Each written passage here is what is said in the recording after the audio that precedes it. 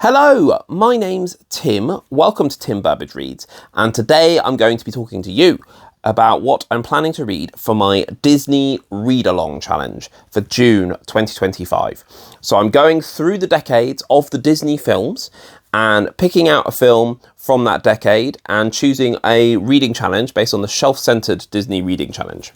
So I've been going through, we're in June, I'm now in the 1980s, and this was interesting because the Shelf-Centered Challenge only had one film, which was The Little Mermaid. And looking at that, I couldn't identify a strong book to pick from those challenges, and there's more films from the 1980s.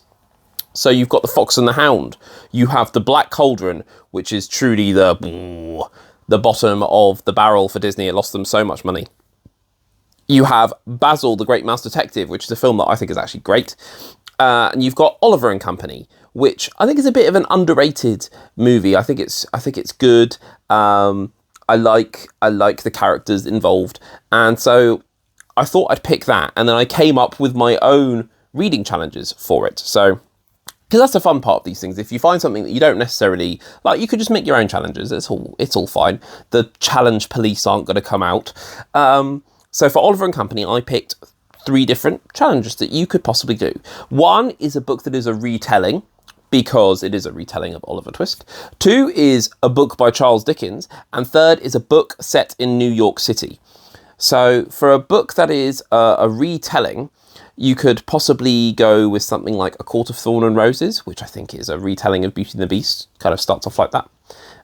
For a book set in New York City, you could go for the classic like The Great Gatsby.